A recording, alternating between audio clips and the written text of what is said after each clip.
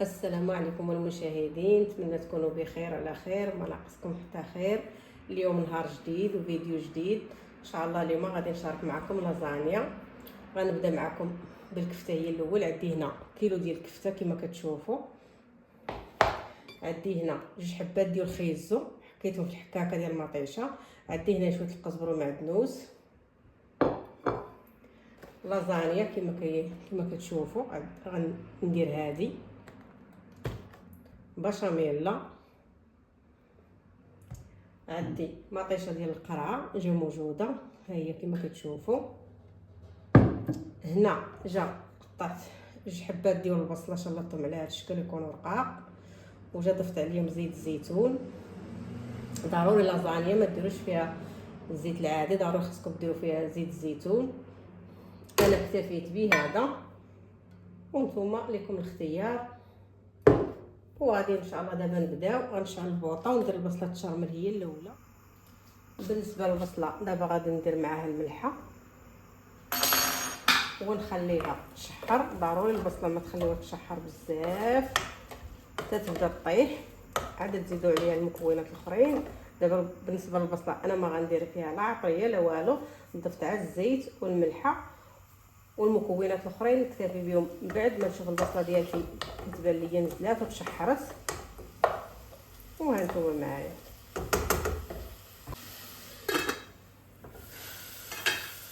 ها هي البصله ديالتي من بعد ما بدات كتنزل على هذا الشكل كما كيبان لكم. انا غنزيد عليها خيزو. راه قلت لكم من بعد في الاول هنايا راني طحنا في الحكاكه ومقطع عليه معدنوس وقزبر. ضروري خيزو ما غادي دوزو في الحكاكه باش ما يجيكمش غليظ. ودرك غادي نديرو مع البصله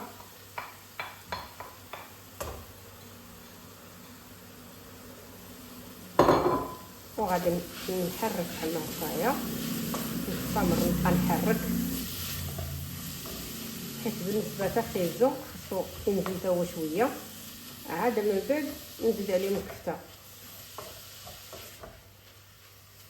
ضروري ما ديروها الطريقه بحال هكايا. غنغطي عليهم دابا شويه، نخلي خيزو تا هو ينزل شويه مع البصله، وعاد نزيد عليهم الكفته.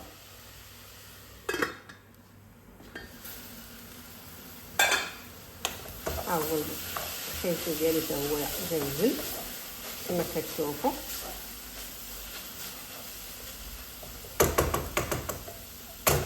دابا غنقص البوطه وغندوزو نضيفو الكفته. بالنسبه للكفته غندير بشويه بشويه حيت انا رميتوها دقه واحده كتكور. انا المهم كنديرها على هاد الطريقه.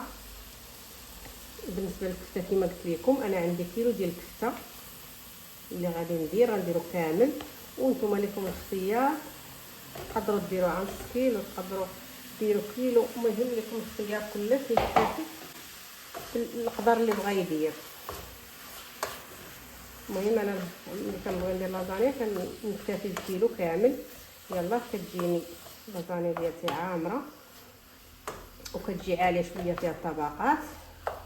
داكشي باش كنفضل ندير كيلو كامل.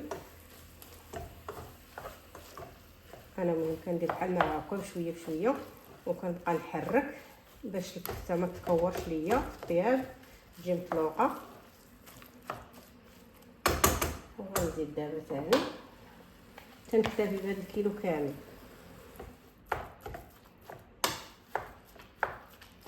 بالنسبه للعطريه انا راه غنكتفي غير بالبزار وشويه الهريسه، حيت بالنسبه للازانيا ما كتبغيش العطريه كامله. مثلا بحال نصبتو طاجين ولا بحال نصبتو كسكسو ولا ما كتبغيش العطريه كامله، غير البزار. وغنكتفي بشويه ديال الهريسه. انا ما درت فيها لا مولويد لا زعفران لا والو. بالنسبه للهريسه غنكتفي بهاد شويه كما كتشوفوا.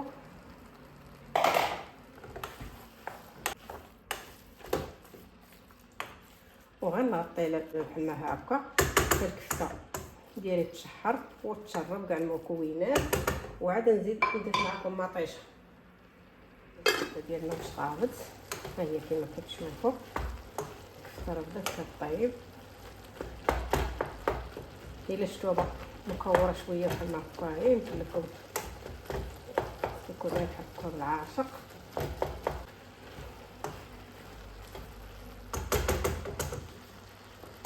دابا غندوزو للمطيشه. بالنسبه لهاد القرعه ديال المطيشه كما كتشوفوا نقدر نكتفي بها كامله، حيت الاساس ديال هاد اللازانيا هو الكفته ومطيشه.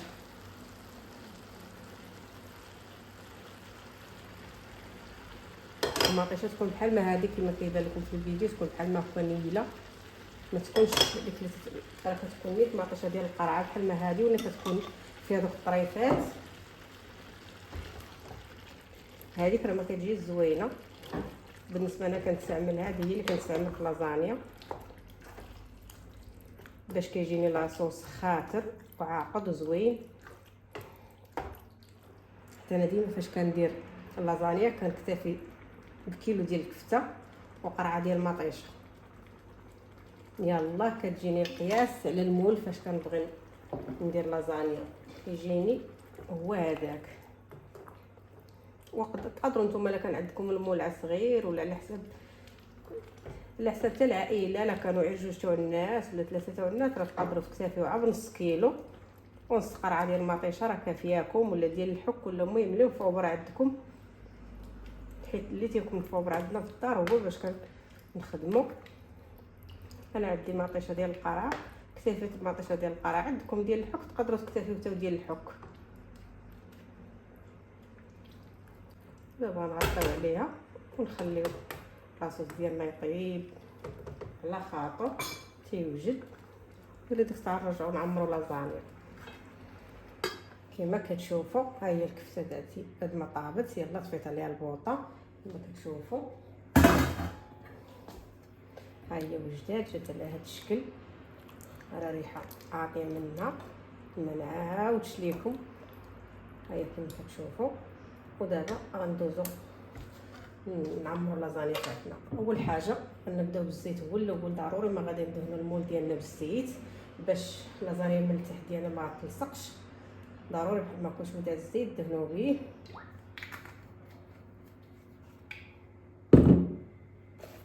وغندوزو بالبركه. ها هي لازانيا ديالي كما كتشوفوا على هذا الشكل هذا. انا بالنسبه لهذا المول راه كتجيني نفس العبار.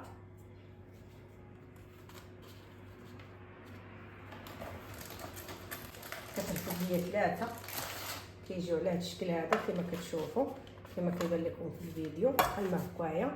كندير لهم بحال ما هكايا كما كتشوفوا.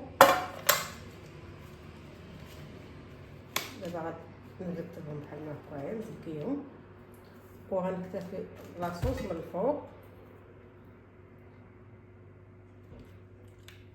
كتوزعوها على هذه الطريقه بحال ما هكايا. غندير عاشر باش غنسرح بحال ما ضروري الكفته خص تسرحوها فوق لازانيا كامله باش ما تبقى لكم حتى بلاصه خاويه، حيت الا بقات شي بلاصه خاويه كتجي لازانيا ناشفه، وملي كتخشوها في الفران طيب كتيبس، كتجي مقرمشه، ما كتجي زوينه، حيت ما خاصهاش تكون بهذيك التقرميشه. داكشي باش ضروري خصكم توزعوا الكفته كامله بحال ما هكا على لازانيا كامله، ما بقاش كتبان بحال ما هكا،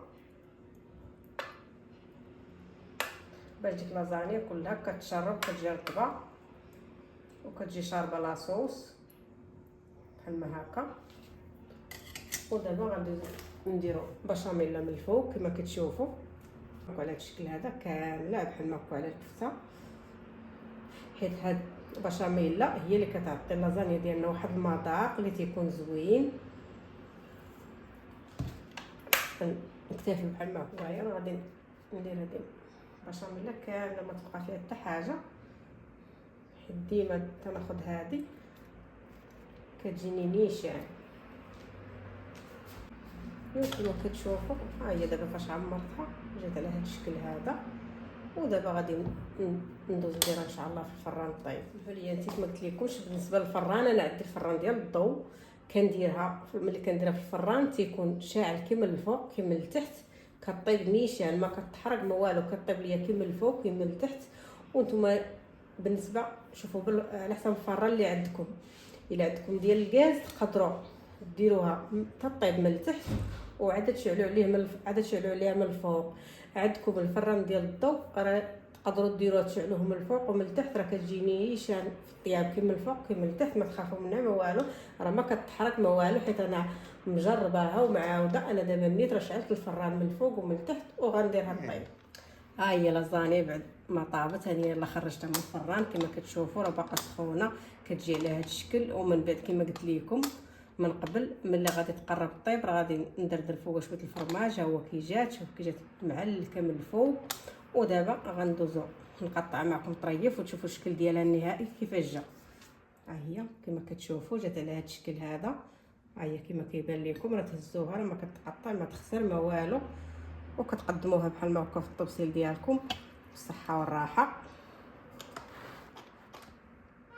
انا دابا غادي نحط هادو بحال ما هكا نوريكم الشكل ديالها كيفاش جا. هاني فاش قطعت الطريف باش تشوفوا معايا الشكل ديالها النهائي كيفاش جا. راه جات بحال ما هكا، راه جات على هذا الشكل. هي ملي كتقطعوها راه كتجيكم بحال مقطعين شي طورطه، وبحال كتجي بحال ما داك الشكل. ها هي كيفاش جات. وإلا عجبكم الفيديو تابعوني وديروا لي لايك، ولا عجبتكم وجربتوها كتبوا لي في التعاليق كيفاش جاتكم، ونقدر نجرب معكم. راه عندي وصفه اخرى ديال لازانيا، عندي وصفه اخرى ديال لازانيا، وإلا عجبتكم هذه كتبوا لي في التعاليق ونقدر نشارك معكم الاخرى حتى هي ان شاء الله. الى الفيديو القادم.